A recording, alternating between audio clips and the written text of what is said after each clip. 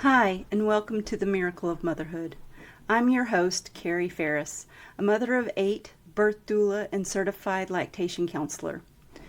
Through this podcast, I set out to share real and raw, beautiful stories of motherhood because no mom should ever feel like she's walking this journey alone. Welcome to the Miracle of Motherhood.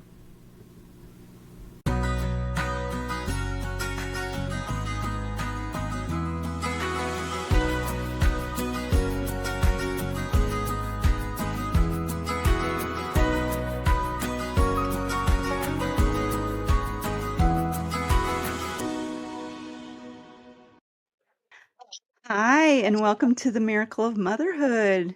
Can you introduce yourself and tell us a little bit about your family? My name is Jane, wife and mama to 8 children.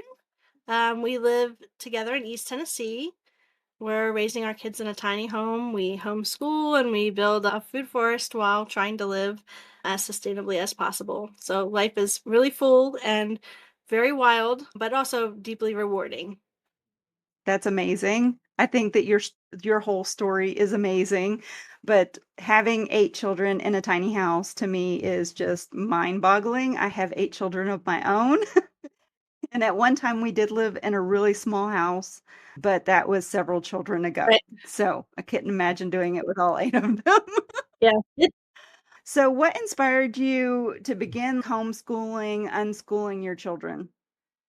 Just wanted to kind of raise them up,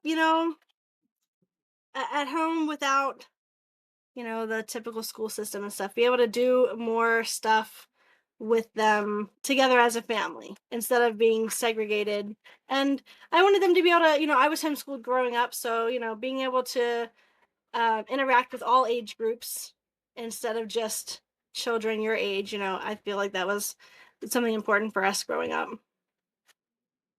Yeah, and you said you were homeschooled growing Yep, up? I was homeschooled my whole life. Yep. Oh, wow. I don't run into a lot of second generation homeschoolers. I've been homeschooling since my first was a baby, so she's 28 now.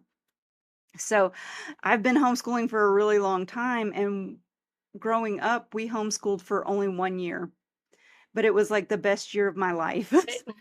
So that's why I decided to homeschool my kids because I remembered how bad it was in public school, how bad it was in private school, and how wonderful that 1 year was that we got to homeschool. Right. So it's amazing that you went through the whole process yourself as a child and then decided to homeschool your own children. That I don't see that very often. Yeah. So how would you describe your approach to motherhood in one sentence if you could? Just winging it, really. Yeah, literally just winging it. We just take it as it comes. A lot of adapting and Yep. overcoming One and going with the flow. Yep, one day at a time, Yeah, right? Yep. We do the same yeah. thing. I would like to get into kind of your birth and motherhood journey. I know you have experienced both C-sections and a VBAC, Yes. and can you share a little bit about that birth journey and what that VBAC meant to you? Yeah, so I've had 6 C-sections. My first I had a vaginal birth with, and that was in the hospital unmedicated, and then, I ended up with an emergency C-section with my second one, and then after that, it was just really unsupportive providers. There was really no real reason for not being allowed to even try for a VBAC. It was just that the doctors were not very supportive. So I've had 6 C-sections, and then just a couple months back, I had my VBAC after 6 C-sections at home with my youngest. So that was it was a really awesome experience and very redemptive, and a good reminder that, my body's not broken. It's more the system that's broken, and that God's design for birth is perfect and powerful. Absolutely. Absolutely. I actually had my first home birth as a VBAC as well. Okay. Yeah, my 5th baby was my primary VBAC at home, And it was a very redemptive process, isn't it? Yeah. Yeah, and it was, it was really an interesting experience because it didn't really go the way that I planned for it to go, but it was still, even though I'm to it, it was still a really, really redemptive experience. And just seeing God work through that has been awesome. Yes, absolutely. And what challenges or fears did you have leading up to your VBAC? And especially after several C-sections, I know that they put all the fears in our heads. Our providers typically put all those fears into our heads. Society as a whole talks a lot about, the dangers of having a vaginal birth after a C-section. Yeah, So did you have a lot of those fears going into it? definitely. Yeah, fear was probably my biggest hurdle. Just fear of the unknown, fear of my scar, fear of, repeating the past or rupture, because that's what they talk about primarily. I've heard when talking about VBACs with providers is just, oh, your chances of rupture is really high. Like all they do is just drill it in over and over, like, oh, you have a really high chance of rupture. Um, but prayer, a lot of prayer and just research and support from other people, and having other people pray for me and over me too was really helpful, and just leaning on to God and trusting him in ways that I didn't realize were possible. I do understand that. I have totally been there personally. Actually, my life first is trust in the Lord with all of your heart and lean not on your own understanding. That is the verse I live by because there's so much of life that is very unexpected. And if you lean on your own understanding, you will fail. Yeah.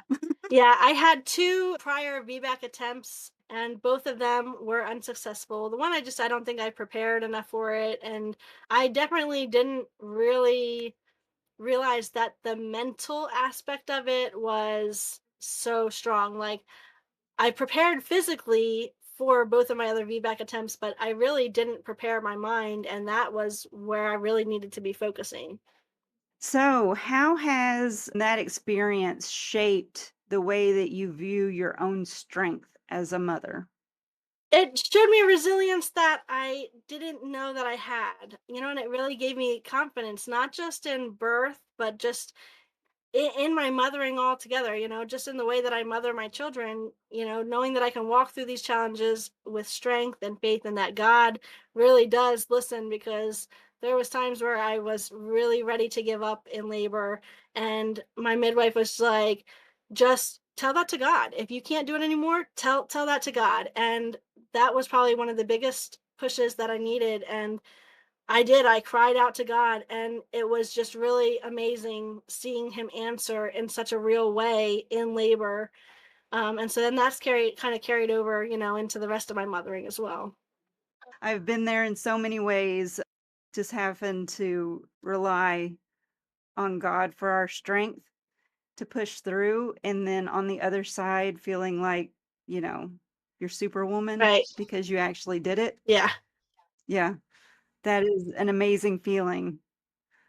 I always tell my children especially that I don't pregnancy well, but I can deliver babies Right.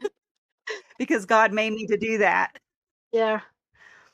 So, what kind of led you to choose homeschooling? I know we've kind of already touched on this a little bit from your past with homeschooling, but when it came to your first one entering school, was that an easy, yes, we're homeschooling no matter what, or did you have some challenges with thinking about maybe going into the public school system? Yeah, it was, I guess I always just anticipated homeschooling because, I was homeschooled and I enjoyed being homeschooled. And so I thought that it would be like, the easiest thing in the world. And it was not and is not. My oldest did go to school for a little bit, and last year all of them went to school for a little bit, for like half the year. But public school just wasn't really working out for us, and I knew that I really wanted them at home because, we can focus on a Christ-centered education and a lifestyle that fits our values, and it gives us the freedom to do other stuff outside of schooling because, when they're in school for 8 hours a day, it was hard. We couldn't hardly do anything as a family between school and homework, and it was just a lot. So just homeschooling has allowed us to really slow down and be able to spend more time together and outside and exploring. 3 of mine have been in short stints of public school, and when I say short stints, I mean short stints Right. because it wasn't for us. I felt like they went to school for 8 hours, and as soon as they came home, I had to do what I would normally do as a homeschool parent, just doing their homework with them, and I was like, "This is ridiculous. We can do all of this in, like, an hour and a Yeah. half a day and then have the freedom of doing all the other things that they really enjoy and things that are gonna prepare them for their lives." Right. You did mention to me that y'all are more on the unschooling side, which our family is too.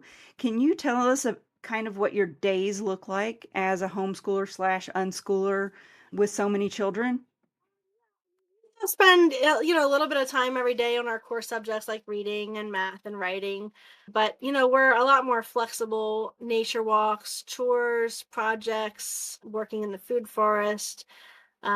We just focus more on our rhythms and not so much rigid schedules with our homeschooling, and just everything in life is educational. I mean, math can be reading the directions for baking and stuff. We bake a lot and go to farmers market, so all of the kids help with Right. that. So they all measure, and you know they write their own recipes and they bake. The weights and all of that Yeah, stuff. and then even helping at the markets too.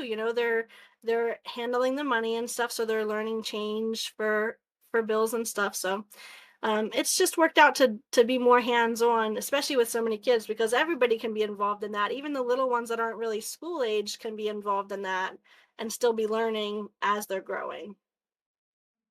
Yes, and I totally agree. Having kids outside as much as possible and real world experience with not just their own age groups Yes, is just it really brings up a well-rounded adult who isn't afraid to talk to their elders or younger people or their peers. right, They can interact with anybody at any time because they're used to it and they're not afraid to. right. So, how do you balance the needs of, 8 children with all the different ages and learning styles?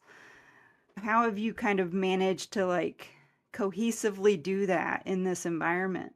Really just combining as much as we can. We've done some unit studies, like we did the Little House on the Prairie unit study, just combining as much as we can as far as like, history, Bible, science, all of those things. And then, if they need one-on-one time, we give them the one-on-one time with stuff that they need for, the older kids especially.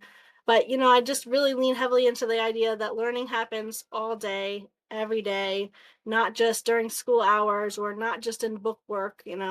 We do the exact same thing. And then they get to explore the things that truly are their passions Right. as well, so they can find their own path in Right, life. and they're always very So, curious too, asking questions about stuff, and then when they get curious about stuff, then we dive more into that, and learn as much as we can on those subjects too. So I mean, it's not just like, oh, well, this is on the schedule and that's not, but we just kind of just do whatever they're interested in. We just go with it. I would like to pause here and thank you so much for tuning in to the Miracle of Motherhood podcast. Your support means the world to me. If you would like to support our work and help us keep sharing these stories, share this video with another mother who could use the support. Like this video and of course subscribe for more motherhood stories. You can also check out the links in the description below. You'll find resources there, including this one, Divine Discovery, a Bible word search journey. It is a fun and meaningful way to stay rooted in the Word while supporting what we're doing here. Thank you again for being a part of this community. That's great. And what is one of the most rewarding aspects of this homeschool lifestyle that you've made for yourself? Their eyes light up, when something clicks and they finally get it, and they're like, Oh, okay. And just seeing them learn side by side, as siblings, and building those relationships with each other too is really awesome. It is very special when the sibling bond comes out, Yeah. especially when they're learning things together, even on the different levels. It's really nice to see the different light bulbs, Yeah. you know, turn on and then them talk to each other about it Yeah. and share, oh, this clicked for me, but this clicked for this person. And then they get to share that with each other. That's always so much fun to see. So, now we're going to dive into your tiny house living because this really fascinates me, and I'm sure it's going to fascinate a lot of our listeners. Living in a tiny house with a big family is very unique. It's not something that you hear about every day. And what inspired this decision for your family? I think it just boiled down to wanting to live simply and within our means, focusing on our family and our faith and life together instead of all of the stuff, because things collect and build up and then, next thing you know, everything's just stuffed full and there's so much clutter and stuff. And so just downsizing has given us a freedom, that we didn't have so much when we were living in a big house. We did live in a really big house. We had a big four-bedroom house and we had a very little yard, like the size of my suburban. And it was just not it was not fun with all the kids, especially, So we have a much smaller house, but now we have 6.5 acres here. So we can be outside more. So kind of the outside is really an extension of our house. I mean, we have a very small indoor space, but then we have the big outdoor space, and so we spend a lot of our time outside. Yeah. We moved here from Florida and we had 10 acres when we lived in Florida. And now we're living in the city on a very much smaller piece of property, and I really miss the outdoor space because it really was an extension of our living space, and now I always feel watched Yeah. by the neighbors. Yeah. So, I'm sure that that has really opened up your whole family to be able to just be outside together all the time. Yeah, definitely. How has the tiny home living influenced your parenting style and your family dynamic? Has it changed it much? I mean, I think it's changed a lot. We have to work more as a team, so there's a lot more teamwork involved, especially in such a small area, and we have to that patience has really had to increase as well, being in a small area, and the creativity of trying to fit everything that is needed Yes. um with all of the kids and stuff because downsizing especially had helped a lot, but just being creative with how we store things and where we store things and having to store things vertically versus, bigger storage options. But we've really learned to value experiences over possessions. Can you, like, kind of describe your tiny home setup? Are you all in, like, one small area, or do you have, like, storage sheds or anything like that on your property? So we were living in a camper and we had some storm damage from Hurricane Helene last year, and so we ended up getting a tiny cabin. So we have a 12 by 24 cabin, so it's super small. We have a loft, so we have a small upstairs area, and then we still have a camper, and we use that for like our kitchen area. Um, so that helps to have an extra space for the food and stuff separate from our living. So like the cabin is really just our living area and bedrooms and stuff, and then the camper is for the kitchen. Okay. And do y'all I know that this may sound weird, but people are going to wonder, what's the bathroom situation like with that many people? It's really not as bad. I don't know. We don't really struggle. I see that a lot in the big family groups and stuff. Everybody struggles with the bathroom, but I don't know. We don't really have any trouble. Everything kind of works smoothly, We just kind of kids all go in a line and I don't know, nobody ever fights over anything. We've never had any big major fights over, oh, that she's using the bathroom and I want to be in there. So it's just been smooth for us. So you only have one Yeah, bathroom? just one bathroom Is it in the camper or is it in the tiny home? in the camper. So you'll have to go outside to go to the bathroom? Yeah, and then we have a pit privy outside, like a vault system set up. So we do use that, and so we got to go back and forth, and it is a pain, especially tracking the mud when everything's wet and muddy, tracking the mud in and out. That drives me absolutely crazy. And in the winter, it's kind of a pain when it's cold, but it hasn't been awful. That was, like, one of my biggest things is, like, I we have 10 people at our house, and we have 3 bathrooms, and sometimes we still are like, everybody's in a bathroom, and you need to use the bathroom. I don't think we've ever really had. Everybody seems to get on a good schedule. I guess I don't know because we've never really had any problems. That's great. Okay, so other than the bathroom situation, what are some of the challenges and the unexpected blessings of living in a smaller space? Obviously space or the lack thereof, but the flip side of that is the blessing is closeness, where they've learned a lot more how to share, how to work together, and really appreciate the outdoors as an extension of our home. Do you have any advice for families who are looking to downsize? Downsize until you think you don't need to, and then downsize a little bit more. Was there a process that y'all went through to get down to the size of home that y'all are living in now? No, we kind of went cold turkey. So when we moved here, well, we were living in Pennsylvania. We had a big four-bedroom house. So we had like 1,500 square feet, which I felt like was a really large area, even though I've heard other people say that that's not. And then when we came down here, we stayed in a tent for a little bit while we cleared the property.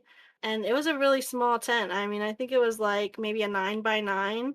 And so we crammed in a small tent while we first got down here. And then we got a cabin about a week or two after we got down here. We had to get the property cleared for the cabin.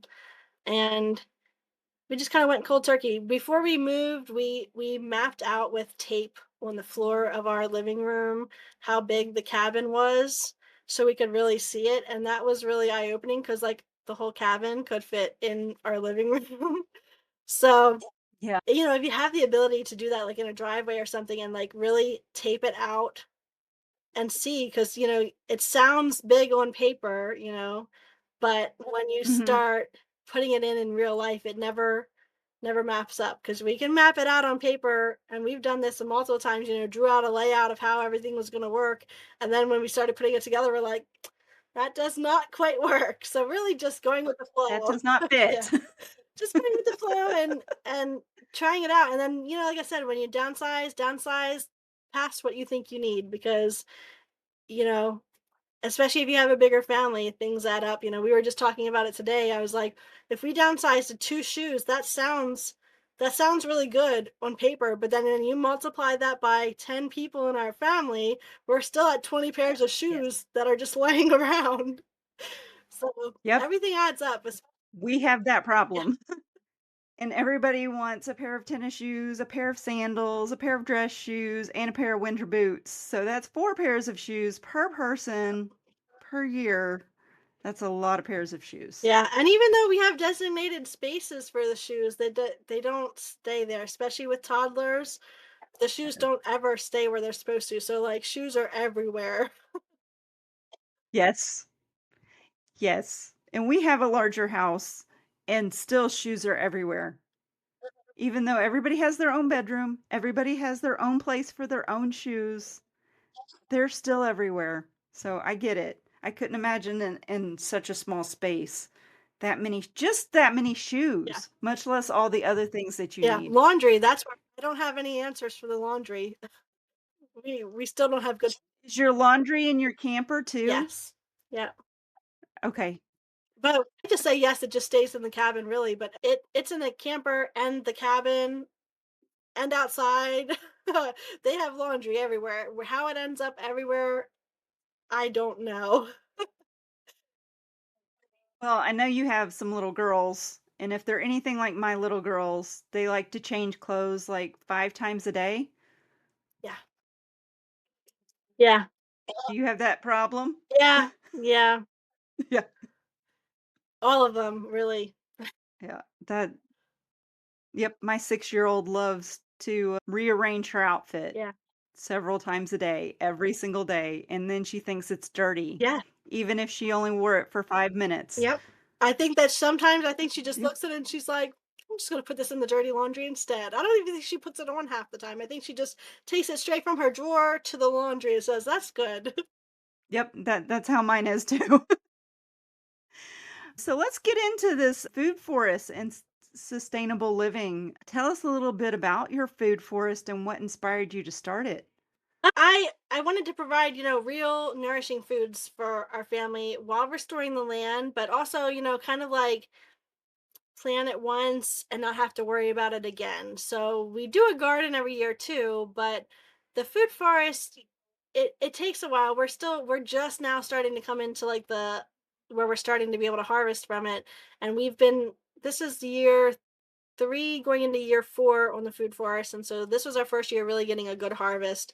But just having that residual food that year after year after year we're gonna have without having to continue tending to it as much as it's growing in itself. So the food forest just felt like the perfect way to combine gardening and stewardship and, something that we can leave behind for the kids when we're gone. Because even once we're gone, the kids will still have the food forest here to provide for them.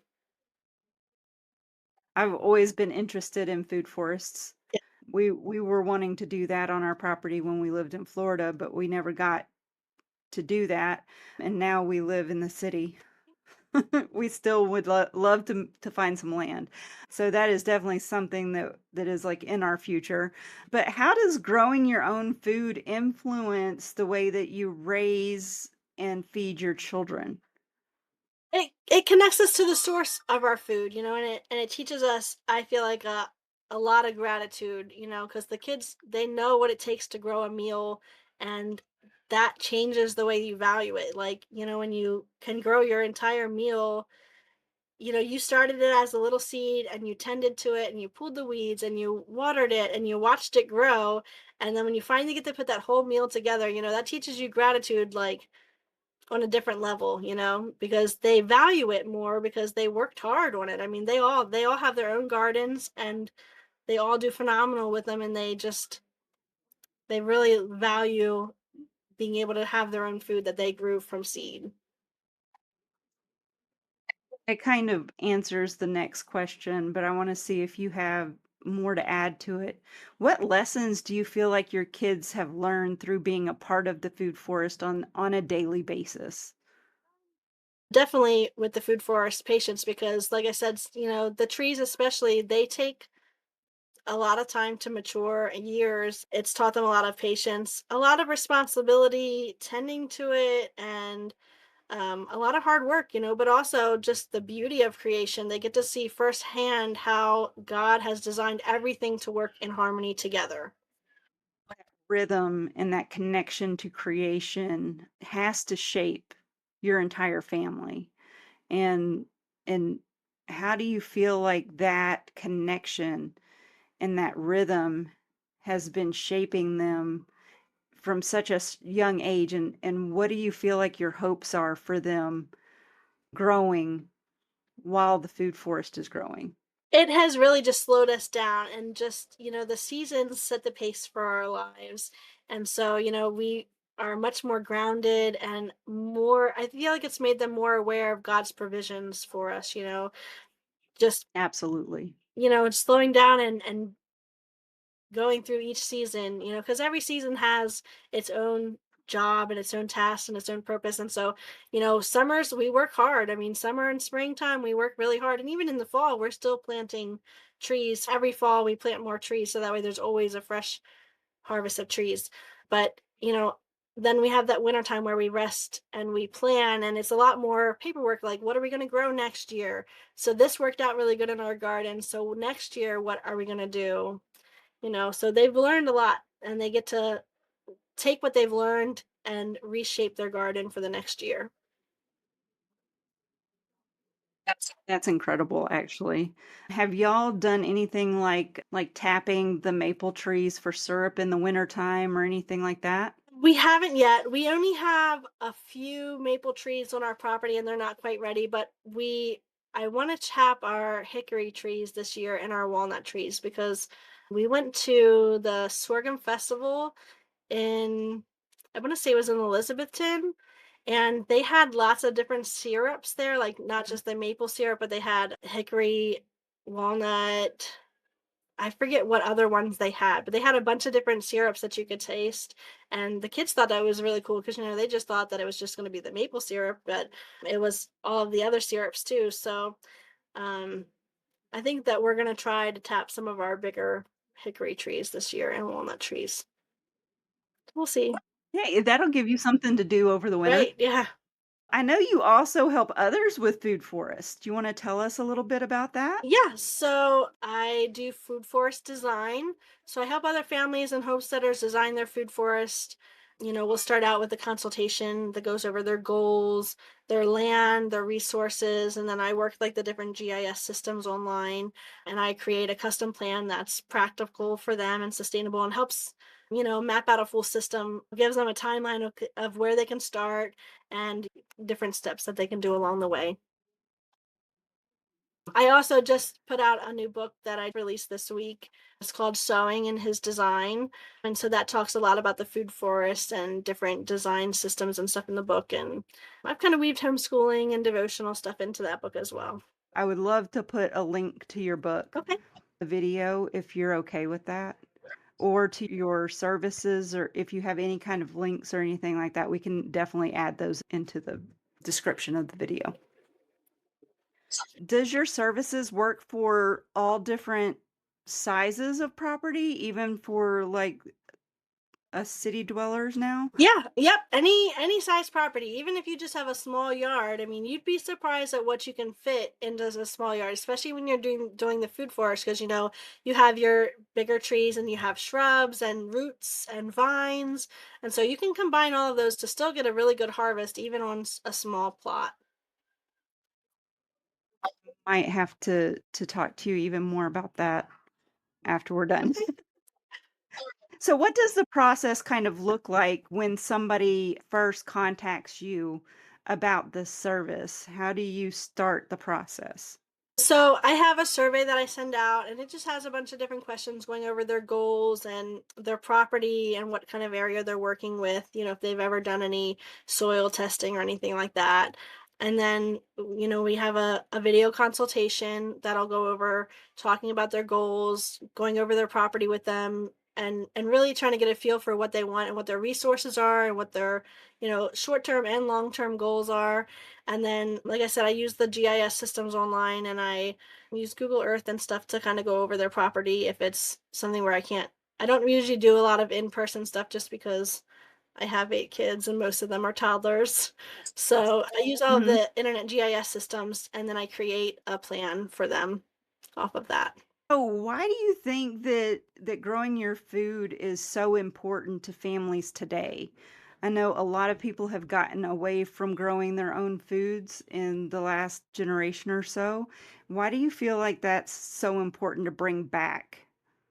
I mean, there's a lot of reasons. I say that probably the main reason is the food security because everything in the world right now seems like it's just so up in the air. Everything is getting more expensive and more expensive by the day, and so having that food security and not having to stress about where am I going to get the food to feed all of these, and especially as a big family, we have a lot of people to feed. So even if you go by the cheap meals, it still is a lot when you go to the grocery store. And so just being able to have that food security, lower your grocery bill, give your family a healthier way to eat and to live, not just the food, but even just, spending that time outdoors is healthier for you too. And also, stewarding the earth for future generations because like I said, I mean, food forests will provide for many, many years to come. So even, when we're gone, there will still be food security for my kids even if I don't make it. Yeah, and possibly even your Right. grandchildren. Yep. Food forests can last forever Right. if it's taken care Right. of. So that is amazing. Where can people contact you if they're interested in your services? I have a page on Facebook. It's called Time to Forage. So social media is probably the best way to reach out to me. My email is also listed on there and stuff, and so they can email me or text me. We have very awful service out here in the mountains, so um, internet is probably definitely the best way. Social media is probably the easiest way to get Yeah. a hold of me. Well, we will definitely link your social media pages below so people can get a hold of you if they're interested in your services because I think that that is just amazing what you're doing. What do you hope your children are going to be able to take away from the way you're raising them right now when they are your age? What do you hope that they're going to look back and say about the way they were raised?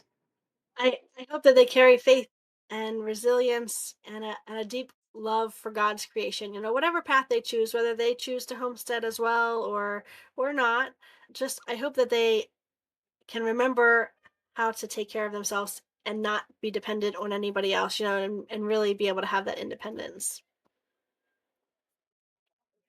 That's beautiful. And if you had one piece of advice for other moms, whether it's about birth or homeschooling or sustainable living, what would that be? You don't have to do it all perfectly. Lean into grace and just take it one step at a time. You know, trust that the small, faithful choices that you make each day are going to build something bigger and beautiful. You know, just really, it doesn't have to be perfect. Never is. It never is perfect, but it's perfectly imperfect, isn't it? Yeah, it definitely is. Yeah. So here on the Miracle of Motherhood, we like to say that we cherish every stage of the journey of motherhood. And I know that you have a lot of different ages and stages right now, but if you could define the season of motherhood that you're in currently, how would you define that? Some days I'm in the trenches, but other days I'm on the mountaintop. You know, I mean, it's a roller coaster, but it's it's challenging and rewarding all in the same. I agree. So I would like to thank you for being here with us today. And I would like to thank all of our listeners for joining us today on the Miracle of Motherhood. And if you have a motherhood story that you would like to share with us, please email stories@themiracleofmotherhood.com. Thank you. And thank you so much, Jan, for being with us You're today. welcome.